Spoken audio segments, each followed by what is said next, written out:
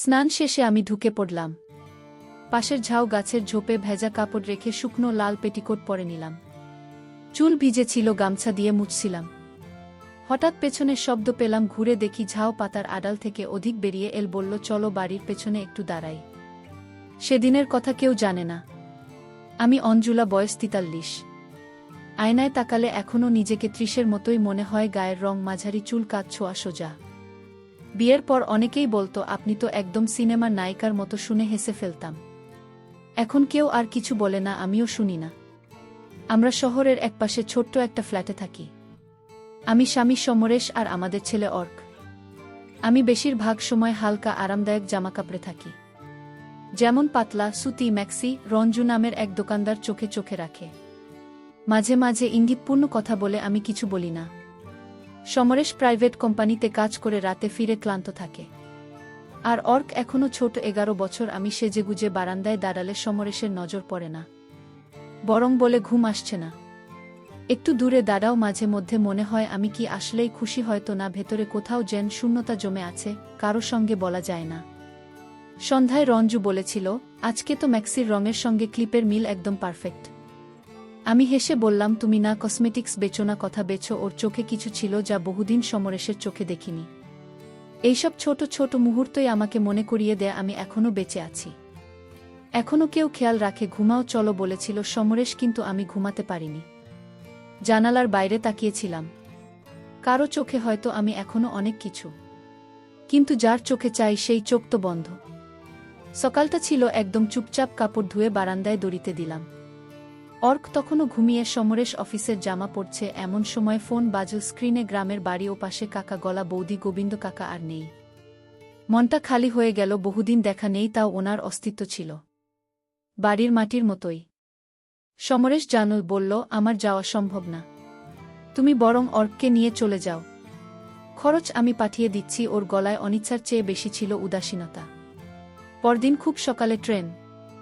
Bag গোছালাম। গায়ে ছিল আরামদায়ক একটা পাতলা ম্যাক্সি, তার উপর একটা হালকা ওড়না। ট্রেনে ভিড়, গরম, সেটাই বেশি ভাবছিলাম। আমার পাশে বসেছিল এক যুবক, চুপচাপ প্রথমে, তারপর একটু নড়েচড়ে বসল। একবার তার হাত ছুঁয়ে গেল, আমার কাঁধ ঘেঁষে বলল, সরি। আমি বললাম, ঠিক আছে। মনে হচ্ছিল তার দৃষ্টি একটু বেশি মনোযোগী। বাতাসে কাপড়টা গায়ে লেগেছিল। আমিও ওড়না একটু গুছিয়ে নিলাম। কিছুক্ষণ পর ও বলল, কাকিমা, পানির বোতলটা খুলে দেবেন? আমি খুলে দিতেই আঙুল ছুঁয়ে গেল তার। খুব স্বাভাবিক, কিন্তু মনে একটু অন্য রকম লাগলো। ও নামার সময় বলল, আপনার চুলটা একদম সাবিতা বৌদির মতো। আমি চমকে তাকাতে সে ভিড়ে মিলিয়ে গেল। ট্রেন চলছিল। আমি শুধু জানালার বাইরে তাকিয়ে ভাবছিলাম। কিছু মুহূর্ত থাকে যেগুলো শুধু শরীর বুঝতে পারে, মন জমিয়ে রাখে, কিন্তু বলা যায় না। দুপুরের পর পৌঁছালাম গ্রামের স্টেশনে। উঠোন, পুকুর, আম গাছ, সব যেন ফিরে এল অনেক বছর আগের মতো। দাদা বলল, অঞ্জলা বৌমা, অর্ক তো একেবারে মাস্টারমশাই হয়ে গেছে। আমাকে ঘর দেওয়া হলো। এক কোণার ঘরে, মাটির মেঝে, কাঠের খাট, জানালার পাশ দিয়ে আসা হাওয়া। ব্যাগ রেখে বসতেই মনে হলো অবশেষে একটু শান্তি। শ্রাদ্ধের জন্য গ্রামে এলেও ভেতরে ভেতরে বসছিলাম। এ সফরে শুধু বিদায়ের নয়, কিছু নতুন গল্পেরও শুরু হতে চলেছে, যার ইঙ্গিত হয়তো আজ রাতে। সকালের রোদ উঠোনে এসে পড়েছে। আমি রান্নাঘরের জানালা দিয়ে বাইরে তাকিয়েছিলাম। হঠাৎ এক যুবক এসে দাঁড়াল দরজার পাশে। হালকা ঘাম চোখে, সোজা দৃষ্টি। বলল, আপনি কি অর্কর মা? আমি হেসে বললাম, হ্যাঁ। সে চোখ সরাল না, বরং দৃষ্টি যেন একটু বেশি সময় আটকে রইল আমার মুখে। বলল, আমি অভিক দাদুর বাড়ি এসেছি। আমি মাথা নাড়িয়ে ভেতরে চলে আসলাম, কিন্তু একটা অনুভব রয়ে গেল। ওর দৃষ্টিতে শুধুই দেখা ছিল না, যেন কিছু বুঝে নেওয়ার চেষ্টা। দুপুরে খাওয়ার পর শরীরটা ক্লান্ত হয়ে পড়েছিল। আমি পাতলা ব্লাউজ আর পেটিকোট নিয়ে পেছনের বাথরুমে গেলাম। ওদিকে পুকুর আর চালার উপরে কিছু ভেন্টিলেটর। স্নানের সময় ভেজা কাপড় গায়ে লেগেছিল। একটু অস্বস্তি হচ্ছিল। আলো ছায়ায় চেহারার রেখা ভেদ করে যেন নিজেকেই নতুন করে অনুভব করছিলাম। ওদিকে উঠোনে অর্কসহ কিছু ছেলে খেলছিল। হঠাৎ বলটা চালার উপর গিয়ে পড়ে। অভিক বলল, আমি নিয়ে আসি। হাসতে হাসতে সে উঠতে লাগলো। চালায় বল তুলতে গিয়ে হঠাৎ চোখ পড়ল ভেন্টিলেটরের ভাগ দিয়ে এক ঝলক। সে হয়তো আমাকে দেখেছিল। পেছন ফিরে দাঁড়িয়ে ভেজা চুলে গামছা দিয়ে মাথা মুছছিলাম।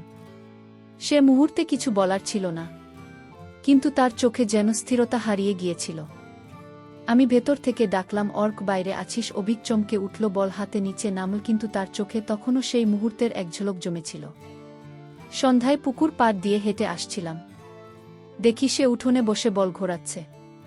আমি বললাম, আজকের বলটা তো কাজে দিল। সে তাকিয়ে হেসে কিছু বলল না, শুধু সেই চেনা দৃষ্টিটা আবার ফিরে এল যা চালার উপর থেকে শুরু হয়েছিল। রাতটা কেমন যেন নিঃশব্দে মোড় নিচ্ছিল, ঝিঙির ডাক, গরম হাওয়া আর চারপাশের নিস্তব্ধতা যেন ভেতরের কোনো দোলানো ভাবনা জাগিয়ে তুলছিল। ঘরের সবাই ঘুমিয়ে পড়েছে, আমি অর্কর পাশে শুয়েছিলাম, কিন্তু ঘুম আসছিল না। একটু হাওয়া লাগবে ভেবে দরজার কপাটটা সামান্য খুলে দাঁড়ালাম। গায়ে ছিল একটানা পরা পাতলা ম্যাক্সি, চুল খুলে পেছনে ফেলেছিলাম। এই গ্রামে এমন আরামে সবাই চলে, মেয়েরা যেমন, আমিও, বাইরে কেউ কিছু বলে না। আমি জানতাম না, কেউ হয়তো দেখছেও, টিউবওয়েলের পাশে দাঁড়িয়ে অধিক জল খাচ্ছিল, হয়তো কিছু ভাবছিল। হঠাৎ ওর চোখ পড়ল আমার ধরের দিকে। দরজার ফাঁকে দাঁড়িয়েছিলাম, পাতলা ম্যাক্সিতে এক হাতে চুল সামলাচ্ছি আর এক হাতে খোপা ধরে হালকা বাতাস নিচ্ছি। হঠাৎ মনে হলো কেউ হয়তো তাকিয়ে আছে। অভিক উঠোনের ধারে দাঁড়িয়েছিল, থমকে গেল। আলো ছায়ায় আমার অবজবটা ভেসে উঠেছিল। হয়তো সেটা শুধু দেখা নয়, কিছু টের পাওয়ার মতো ছিল। আমি জানতাম না ওর চোখ পড়েছে কিনা, কিন্তু মনে হচ্ছিল আশপাশে যেন নিঃশব্দে কেউ দাঁড়িয়ে আছে। নিঃশ্বাসও শুনতে পেলাম কিনা বুঝতে পারছিলাম না। এক ঝলক তাকিয়ে দেখি চোখাচোখি হলো, চোখে একরকম চাপা আগুন। আমি কিছু না বলে ধীরে ধীরে দরজার কপাট টেনে ভেতরে চলে এলাম। মনে হচ্ছিল রাতটা আজ কিছু আলাদা বলছে। সকালে উঠেই রান্নাঘর থেকে হাঁড়ির শব্দ পেলাম, উঠোনে পাতার ধোয়ার গন্ধ, গোবিন্দ কাকার শ্রাদ্ধ বাড়িতে লোকজনের ভিড়, রান্না, জল তোলা, সব মিলে যেন ছোটখাটো আয়োজন। চুল বেঁধে ম্যাক্সিন উপর একটা শাল জড়িয়ে রান্নাঘরে গেলাম। দাদা মজা করে বলল, তোরে ধর জামাই বানিয়ে ফেললাম রে। আমি হেসে বললাম, কাজে মন থাকলে মন ভালো থাকে। উঠোনে অভিক তখন থেকেই কাজ করে চলেছে, জল টানা, পাতা কাটা, চাল তোলা। কে বলবে শহরের ছেলে? চোখ একবার গিয়ে পড়ল ওর দিকেই। সাদা গেঞ্জিতে ঘামে ভেজা শরীর, মুখে ক্লান্তি আর মনোযোগ। আমি চোখ ফিরিয়ে নিলাম। আজকের দিনে এসব ভাবা যায় না। দুপুরে ঘরে গিয়ে পাতলা সাদা বর্ডারের শাড়িটা পরতে শুরু করলাম। পুরনো হাতাকাটা ব্লাউজ, আরামদায়ক গলায়, খোলা আয়নার সামনে দাঁড়িয়ে আঁচল ঠিক করছিলাম। হঠাৎ জানালার হাওয়া আঁচল সরিয়ে দিল। ঠিক তখন দেখি অভিক জানালার পাশে দাঁড়িয়ে হয়তো কিছু আনতে এসেছিল। আমার চোখ তার চোখে আটকে গেল। কিছু না বলে আমি আয়নার সামনে কাজল টানলাম।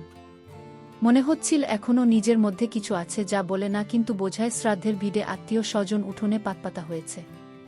আমি একপাশে বসে খেয়াল করলাম অভিক একেবারে উল্টো দিকে এসে বসেছে, চোখে শান্ত ভাব, কিন্তু তার আড়ালে এক অদ্ভুত দৃষ্টি। একবার চোখাচোখি হলো, তারপর দুজনেই নিচে তাকালাম। আমি পাতে ভাজা তুলে দিচ্ছিলাম, অভিকের থালায় দিতে গিয়ে হালকা করে হাত ছুঁয়ে গেল। আমার ইচ্ছাকৃত না হলেও ছোঁয়াটা যেন কিছু বলছিল। কিছু সেকেন্ড আমরা থেমে থাকলাম, তারপর আমি নিজে হাত সরিয়ে নিলাম। মনে হচ্ছিল ভেতরে কোথাও অজানা উত্তেজনা জমে আছে, না বলা না বোঝানো অনুভব। কেউ কিছু টের পেল না, কিন্তু আমরা দুজন জানলাম এই মুহূর্তটা কিছু একটা শুরু হতে পারে। সেই দুপুরটা থেকে রয়ে গেল আমাদের মাঝখানে চোখে চোখ, চুপ করে থাকা, ভেতরের অনুচ্চারিত আবেগ। শ্রাদ্ধের খাওয়া দাওয়ার পর দুপুরটা যেন এক অদ্ভুত ক্লান্তি নিয়ে শরীরে এসে পড়েছিল। ঘরের ভেতর বাতাস ঢুকছিল না, মনে হচ্ছিল যেন সবকিছু থেমে আছে। দাদা বলল, এই গরমে হাঁস মুরগিও পুকুরে বসে আছে, চল সবাই মিলে নদীতে যায়, স্নান করলে ভালো লাগবে। সবাই রাজি হয়ে জামা কাপড় আর গামছা নিয়ে রওনা দিলাম। বাঁশ বাগান পেরিয়ে নদীর দিকে। মেয়েরা পুরুষেরা সবাই জানে কে কি পরে নামবে। জালে যেন নিজস্ব একটা ছন্দ আছে গ্রামে। আমি একটু দূরে হাঁটছিলাম, দেখতে পেলাম অভিজ্ঞ নীরবে পেছন পেছন হাঁটছে, চোখে সানগ্লাস, হাতে গামছা আর একটা ছোট ব্যাগ। নদীর পাড়ে পৌঁছেই সবাই ছড়িয়ে পড়ল, মেয়েরা একদিকে, ছেলেরা আরেকদিকে। আমি শাড়ি আর ব্লাউজ গুছিয়ে পেটিকোট পরে জলে নামলাম। নদীর ঠান্ডা জল গায়ে লাগতেই শরীরটা হালকা লাগছিল, কিন্তু মনে হচ্ছিল কোথাও যেন একটা দৃষ্টি আমাকে ছুঁয়ে যাচ্ছে। চোখে চোখ পড়ছিল না, কিন্তু একটা উপস্থিতি টের পাচ্ছিলাম। অভিক একটু দূরেই ছিল, মাঝে মধ্যে সাঁতারের মাঝে বা চুল ভিজিয়ে চোখ তুললেই দেখতাম সে তাকিয়ে আছে, কিন্তু এমনভাবে যেন কেউ কিছু টের না পায়। স্নান শেষে সবাই কাপড় বদলাতে গাছের আড়ালে বা ঝোপের ভেতরে চলে গেল। আমি ঢুকেছিলাম পাশে ঝাউ ক্ষেতের মধ্যে। ঝিরঝিরে হাওয়া আর ছায়ার খেলা, ভেজা কাপড় খুলে শুকনো পেটিকোট জড়াচ্ছিলাম। তখনই হঠাৎ একটা শব্দ শুনে ঘুরে দাঁড়ায়। ঝাউ পাতার ফাঁকে দাঁড়িয়ে অভিক চুপচাপ, চোখে স্পষ্ট কিছু ছিল, মুখে কিছু না বললেও তার দৃষ্টি বলে দিচ্ছিল অনেক কথা। আমরা কয়েক মুহূর্ত চোখাচোখি করেছিলাম। তখনই অভিক বলল, কাকিমা, আপনাকে খুব সুন্দর লাগে। এই কথাটা হওয়ার মতোই এসে লাগলো মনে, কেউ কোনোদিন এমন করে বলেনি। আর এমন মুহূর্তে বলা কথার রেশ যেন শরীর ছুঁয়ে গেল। আমি কিছু বলিনি, সরে দাঁড়িয়েও যাইনি, কিন্তু জানতাম আমাদের মাঝে কিছু বদলে গেছে। চোখের ভাষায়, অনুভবে সেই বিকেলটা ঝাউ পাতার মধ্যে থেকে আমার মনেও থেকে গেল। রাতটা ছিল গুমোট, মনটা অস্থির, বারবার বিকেলের ঘটনাটা মনে পড়ছিল। প্রশ্ন করছিলাম নিজেকে, এটা ভুল নাকি এটুকু অনুভবও আমার প্রাপ্ত ছিল। আমি ম্যাক্সি পরে খাটে বসেছিলাম চুপচাপ।